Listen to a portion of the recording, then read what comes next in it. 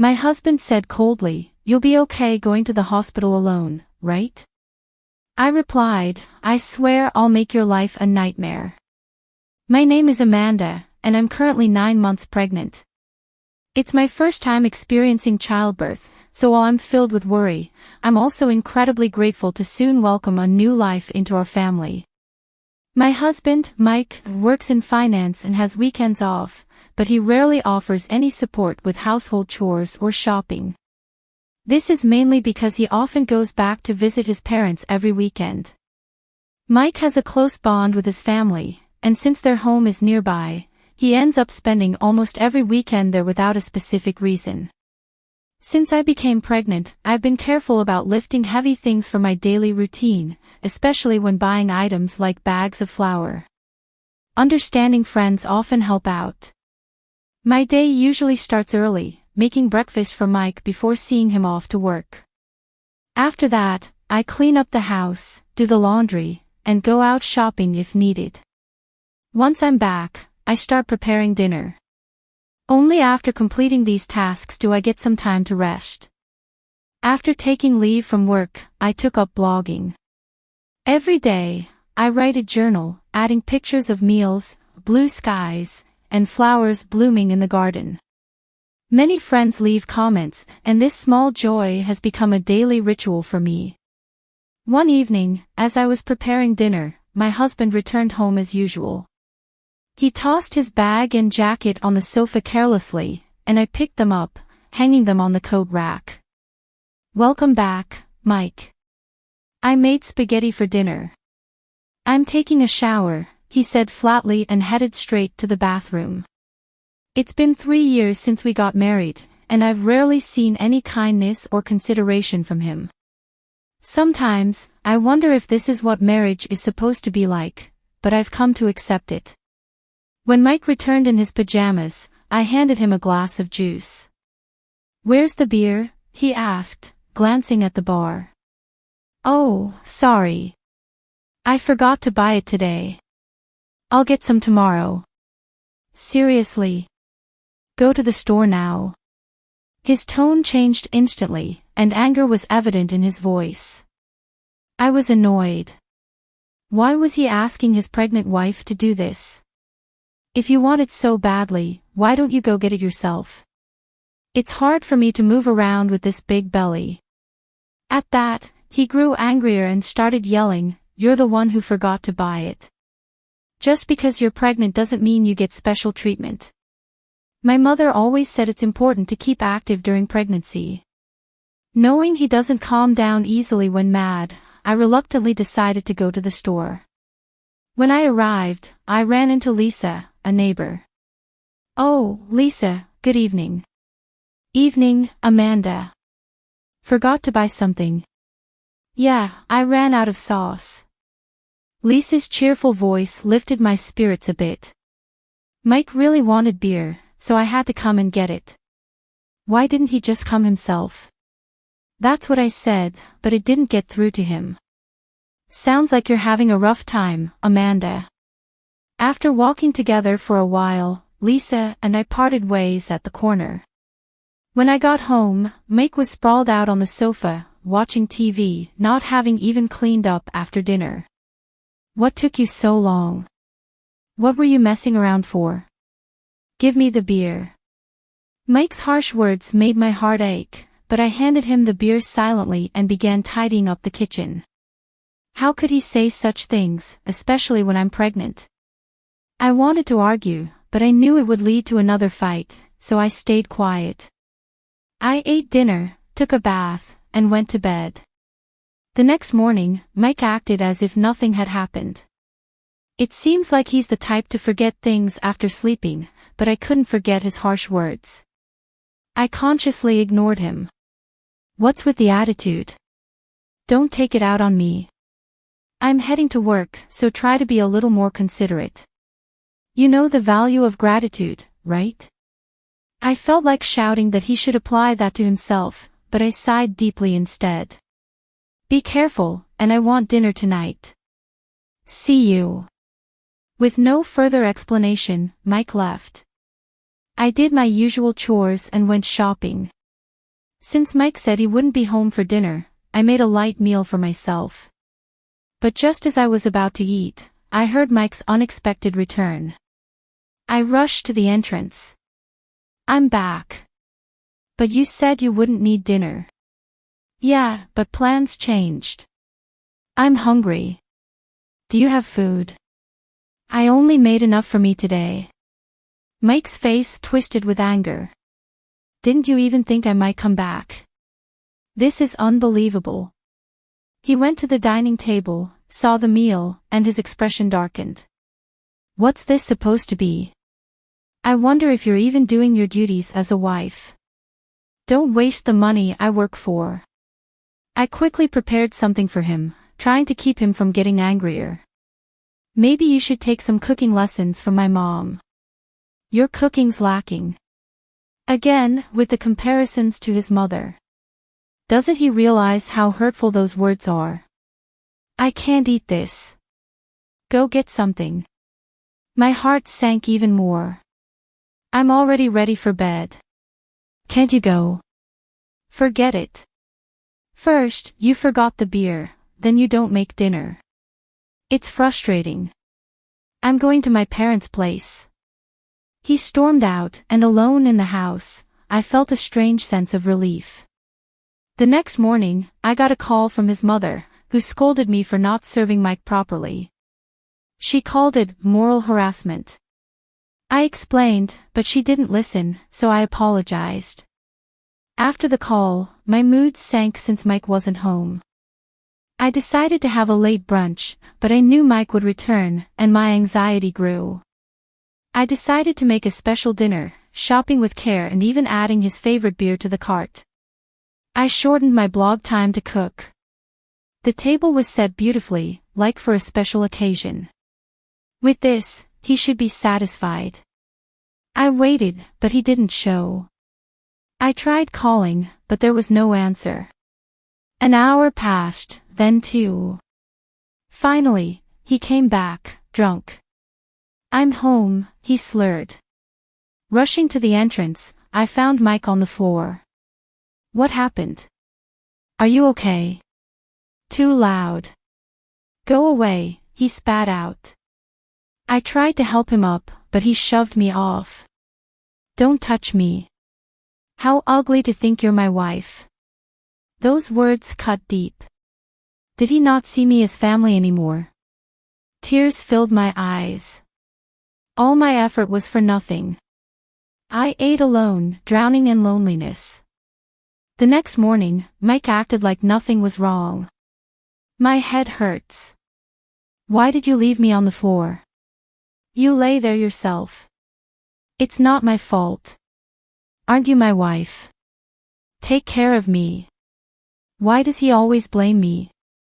If you weren't going to eat at home, you could have at least let me know. I made a nice meal and called multiple times. Why didn't you answer? My party got rescheduled. Do I have to report everything? Every word cooled my heart more. Being with you lately is so unpleasant and boring. Divorce started to seem like an option. Our baby is due soon, though. I've heard about labor pains, but my excitement outweighs the fear. Neighbors often say, it's just a bit longer. One day, Mike made a suggestion. Want to go on a family trip? I was shocked. Really? Yes, with my parents. I was stunned. Why?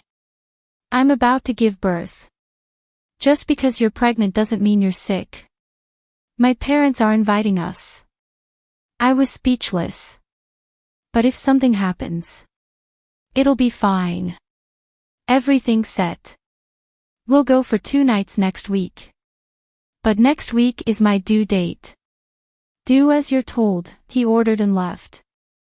Feeling desperate, I sought advice from a friend who agreed it was too much, but the trip day arrived anyway.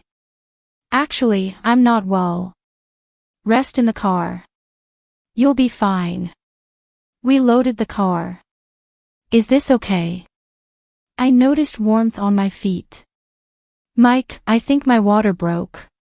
Take me to the hospital. Mike's eyes widened. You serious? Yes, now. While I tried to clean up, he suddenly opened the door. What are you doing? Get out. You'll mess up the car. Shocked, I pleaded, but he slapped me and dragged me out. I can't believe this. We were going on a trip.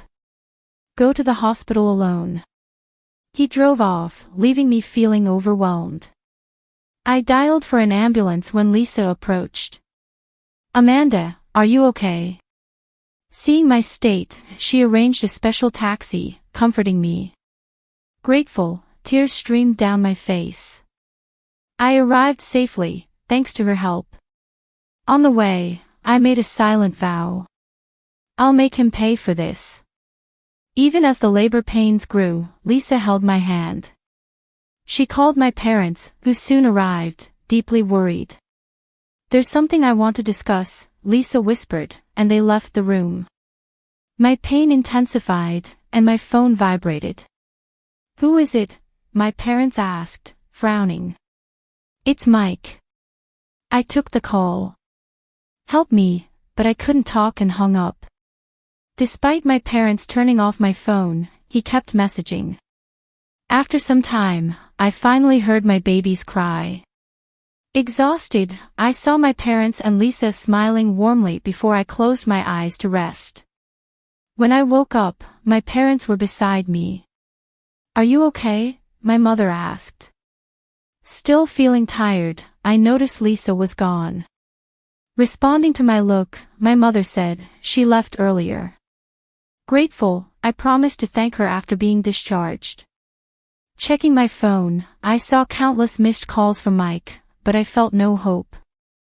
One friend visited, and I shared what happened. Shocked, she said, he deserves to be punished. Later, my parents asked, what's your plan? I told them I was considering divorce. They supported me. After discharge, I stayed at my parents' home. Mike visited, but the hospital staff didn't let him in. The next day, Lisa came holding a fruit basket. You seem better, but don't overdo it, she said. Thank you for everything, I expressed my gratitude. Lisa laughed. What matters is you and the baby are healthy. I bowed deeply. I'll visit soon to thank you. Lisa chuckled. My husband's furious. I'm sorry for dragging you into this mess, I said.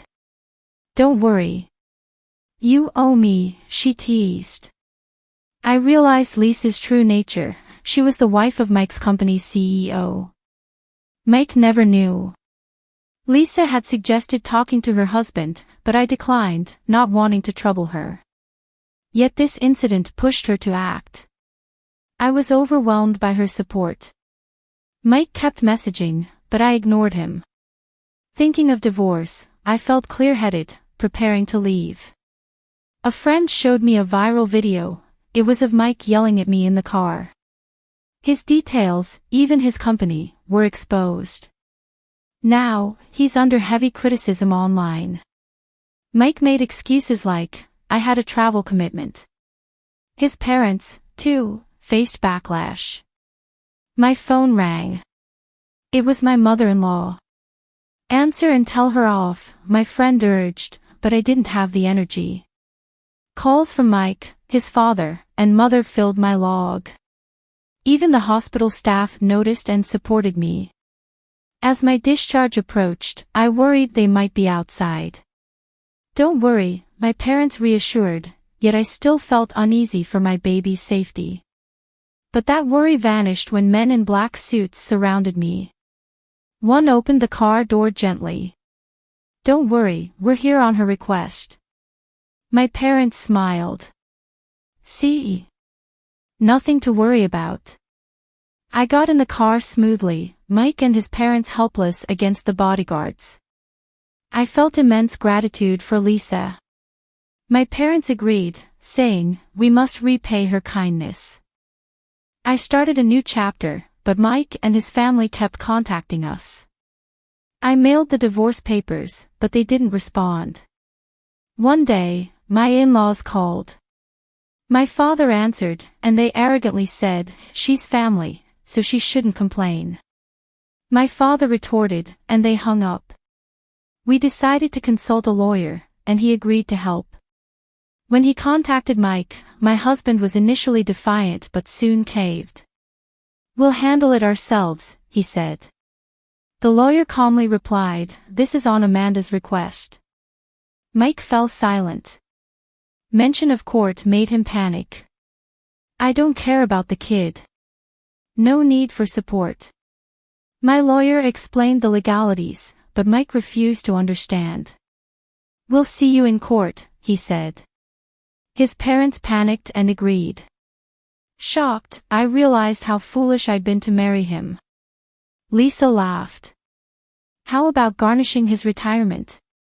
Overwhelmed by her insight, I got a call from my lawyer.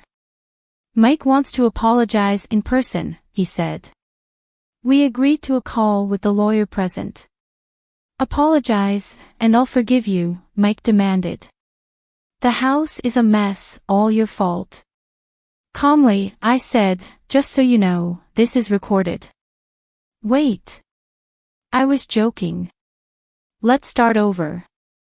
I hung up and handed the recording to the lawyer. Can this be used? I asked. He sighed. He's incorrigible. My parents agreed. At some point, I realized I was enjoying this. The divorce wrapped up quickly. Child support and property were settled. Thanks to Lisa's husband, Mike was fired. Unable to pay his loans, he returned home, struggling with part-time jobs. His parents faced rumors and lived in unease. Surprisingly, social backlash seemed harsher than legal punishment.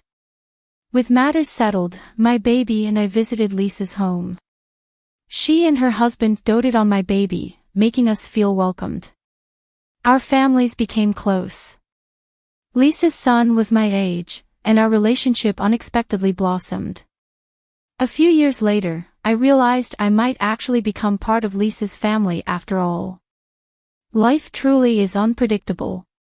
My child and my new life, with the support of Lisa's family, gave me a renewed sense of purpose. Watching my child grow up in a healthy, loving environment filled me with hope and joy. As life took unexpected turns, I realized that sometimes, endings are just new beginnings in disguise. It wasn't just about escaping an abusive relationship, it was about rediscovering myself, finding my inner strength, and creating a life filled with love, laughter, and lasting happiness. Truly, life is unpredictable.